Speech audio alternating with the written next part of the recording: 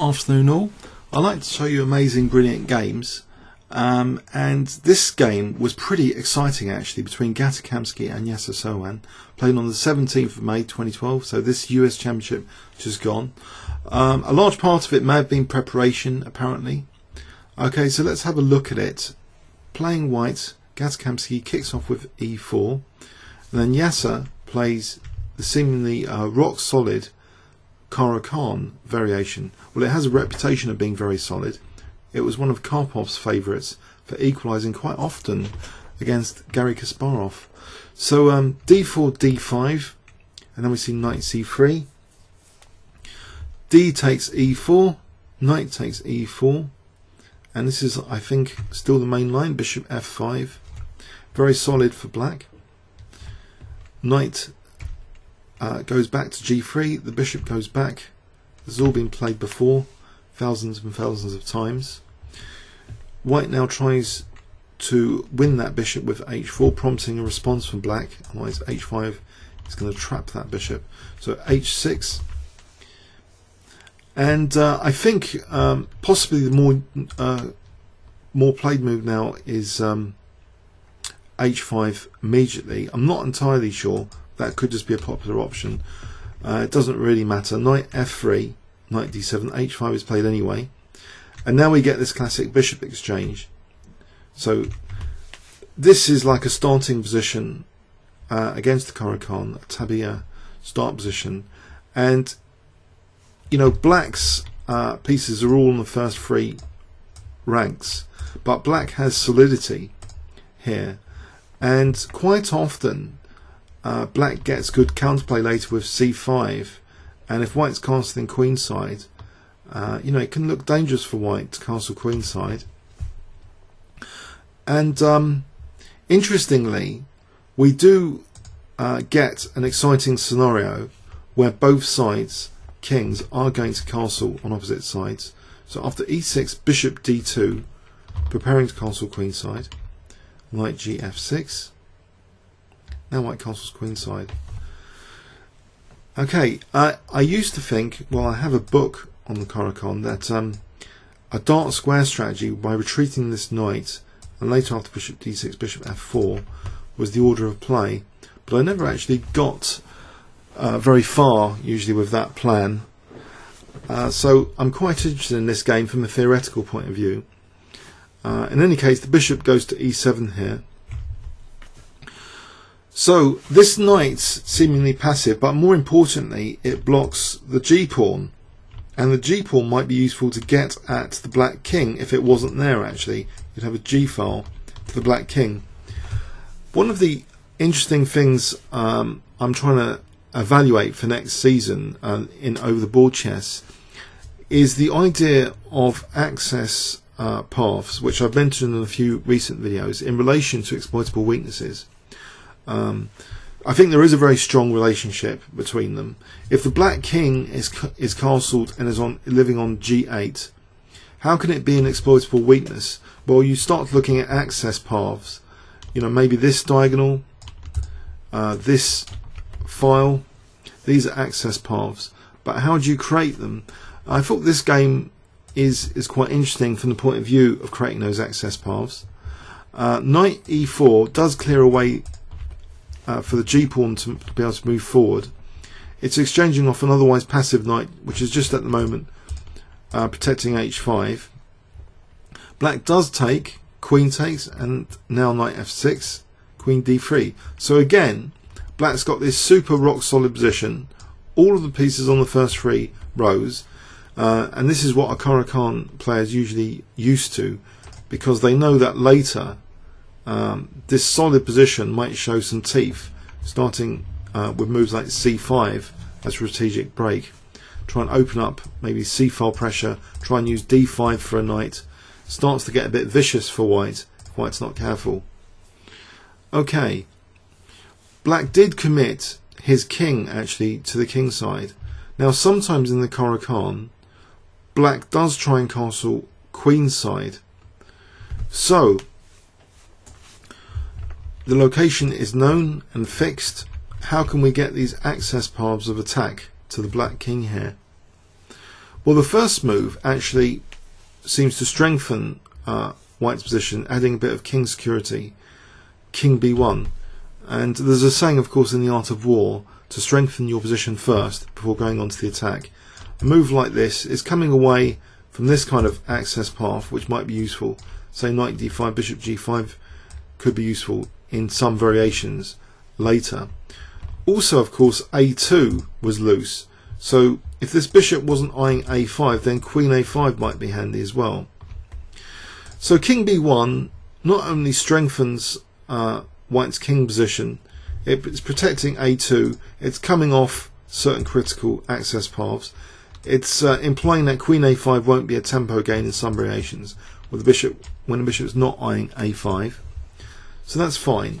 Now black does play his strategic break here immediately, which I mentioned earlier, c5. So c5 will be useful. It's for usually opening up the c file, or even just to play later c4 at the right time, and then knight d5, and then things like c3 would be really dangerous. So there's a few ideas actually behind c5. White really doesn't want to play a passive move like c3. He could end up with a horrible isolated queen's pawn with a huge knight blockade. For example, something like this would seem completely undesirable, where black can start using the c file, maybe even moves like queen b6, and this pin might be useful. So black would not only be solid, white would also be defensive. No, instead here, in this position, white sacrifices temporarily a pawn. In fact, two pawns are available to capture here, but this g pawn is not protected. So g4, of course white wants to open up an access route, otherwise how is the weakness actually exploitable of the king on g8? Assuming you consider the king to be a major exploitable weakness in this position. Okay, now this is all part of home preparation actually, apparently, because these moves were all played quite quickly by Gata Kamsky. Knight takes g4 was played, and it looks, of course it looks very risky, but one must often ask, about proof, not just assuming a guilty verdict that this is just going to be winning intuitively. And so maybe Yasser is, if he's not finding a clear way for white to proceed the attack, then he's taking the pawn. Okay, the gauntlet is thrown. So queen e2 actually now, not rook g1 or anything, because knight takes f2 would seem to be on the cards here, forking a few things. Whatever rook moves, knight takes f2. So queen e2, offering of course another pawn here just to speed up his own attack. So there's a price to be paid just for one access route, namely two pawns. Of course the g pawn's the more logically related one, but the centre pawn here, well, actually d4 isn't taken here, and maybe Yasser been banking on this, that he's not going to be too greedy. One pawn is enough if he can consolidate his king safety here. So he plays actually king h8. So what is the worth of this access path, this g file? Well, we're about to find out here. Rook hg1. Okay, and of course, as well as the g pawn being knocked out and the g file pressure, of course it was part of the chain. Is white going to lose h5 later as well? Maybe in a distant ending. So knight f6. The ending's a long way away though. And for the moment, white now is opening up another access path for this diagonal with this next move. D takes c5. With the clearance of that pawn away, bishop c3 looks to be a new menace for the black king, which is now positioned on h8, rather ideally of course for a bishop on that diagonal. So queen c7, getting out of the firing line of the rook. Knight e5 was now played. Knight e5 kind of restricts this rook because it's having to defend f7 here. It's also, of course, making a way for queen moves if the knight wasn't there. And also, of course, it's eyeing d7, which might be relevant tactically. Now, bishop takes c5 was played. And here, we see the worth demonstrated of the g-file access path. This looks dangerous, but how is it actually exploitable? How does white exploit that g-file here? Does he try and double up rooks? The queen's actually also defending f7. Maybe, to doubling up rooks, maybe black can react. Well, maybe just with bishop d6, in fact. That would be a nasty move potentially. Or rook g8 if needed. But, you might think rook g2 or rook g3 do look strong. But this next move is spectacular looking. I wonder if you can guess it if I give you 10 seconds starting from now.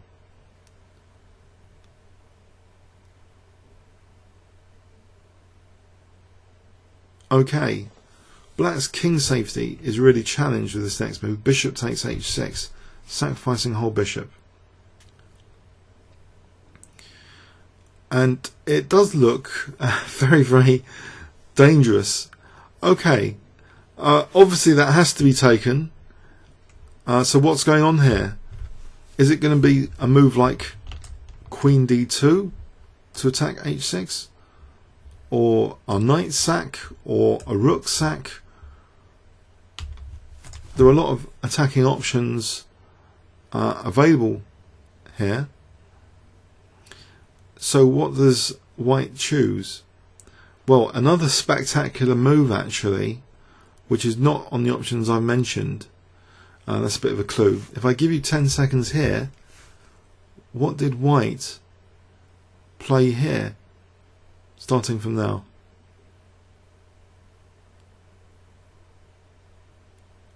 Okay.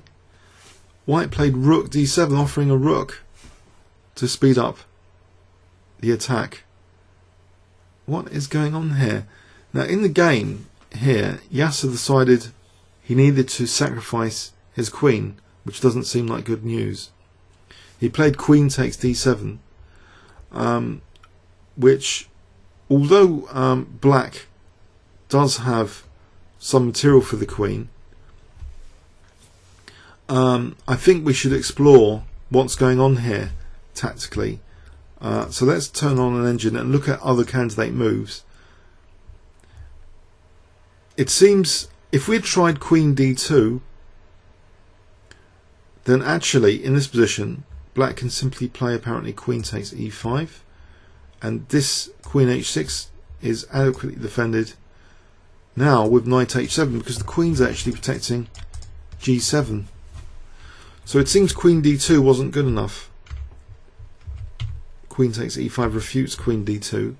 We looked at if a rook doubling move, what would await white? Rook a d8.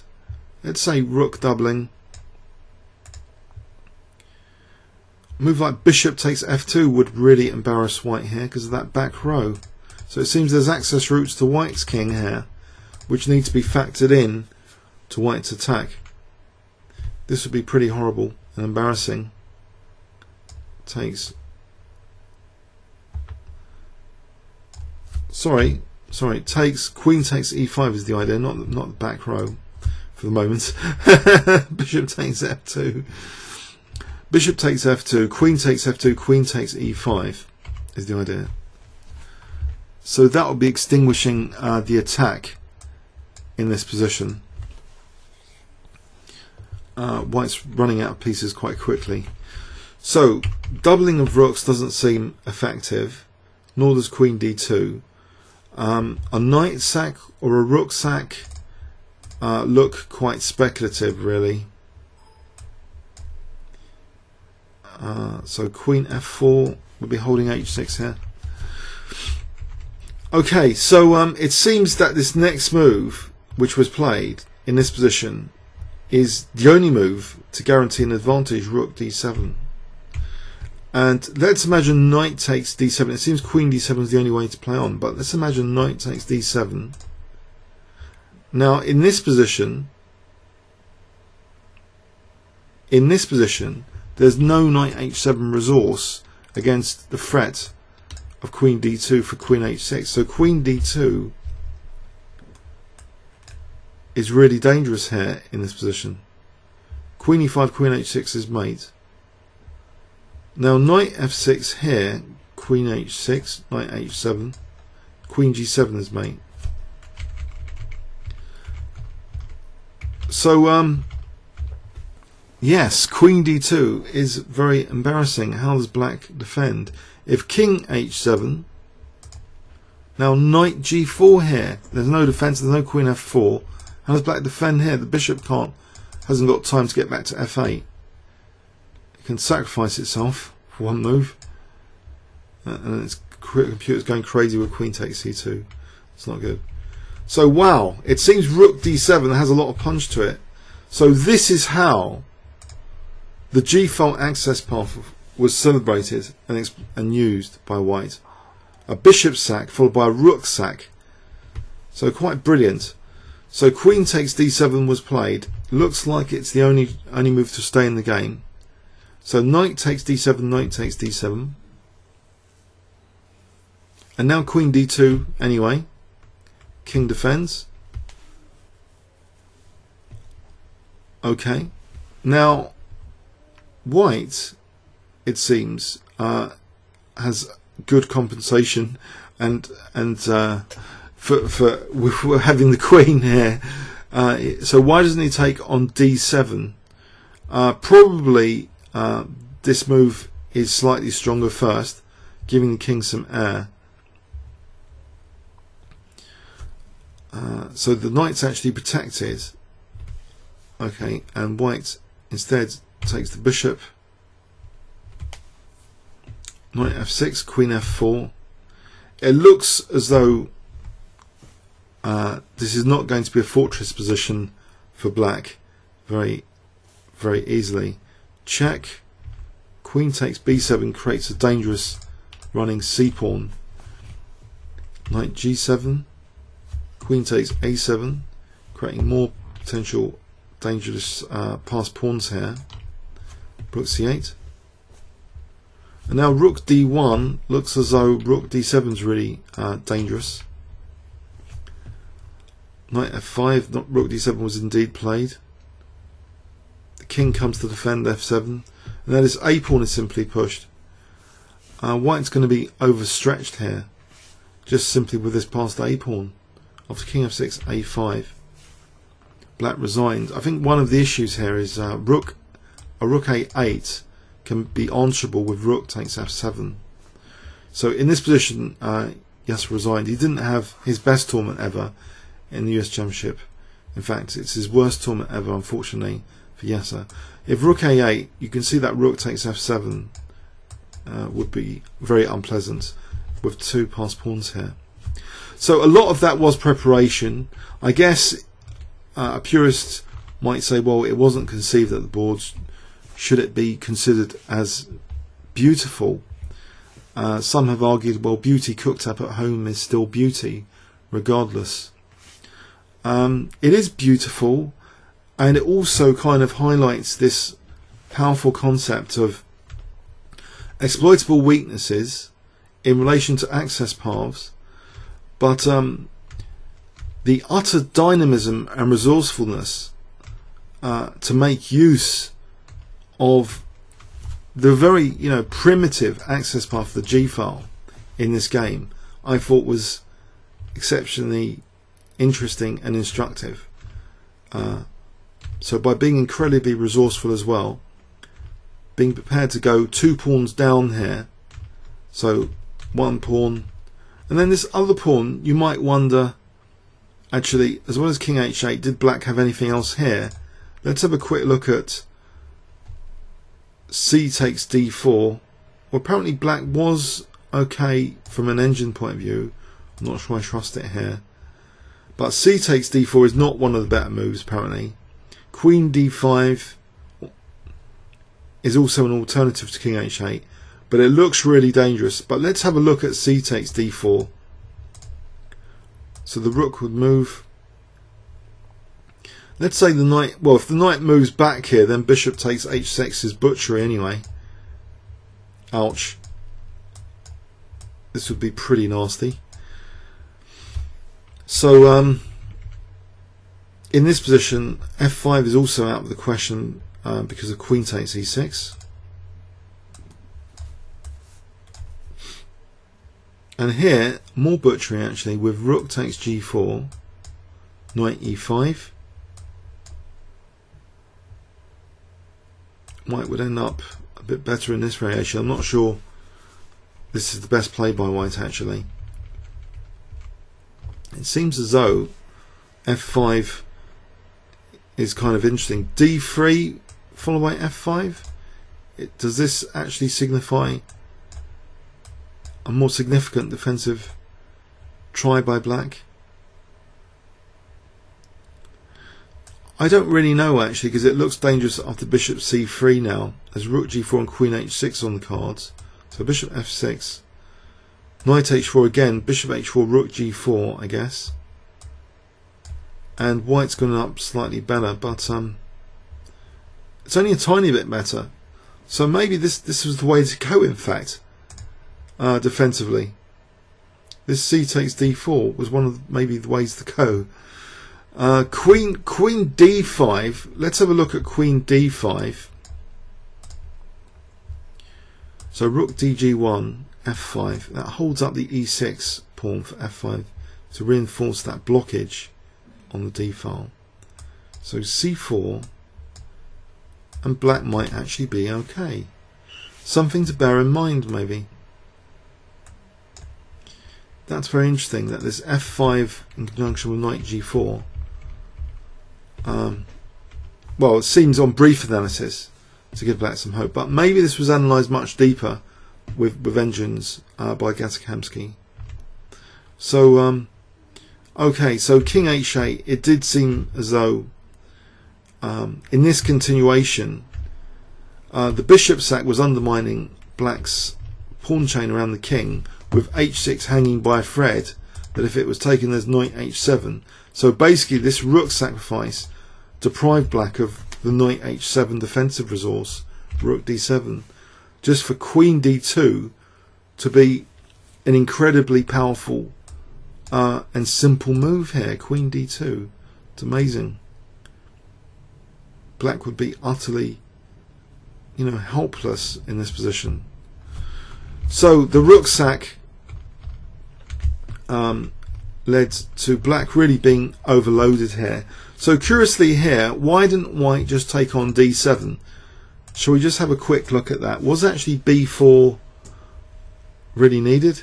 Queen d7 has given us a strong move. b4, is that one of the strong moves? b4 is mentioned as a good move as well. Second best move maybe, or just about the same. If we left this longer, I think it would be just about the same. b4 or queen d7, much the same. So queen d7, say bishop takes f2, check, check. Let's throw in, given f6, rook g6 is crushing. Let's go with this, because takes f6 as a tempo gain. This looks pretty bad for black. Apparently +3. The practical chances look bad. And again, white aiming to mop up some of these queenside pawns helps really in overloading the black position. So it's not due to a direct attack after, it's these pawns become valuable assets. If black's having to coordinate very accurately two rooks against the queen in these scenarios. So okay, so b4.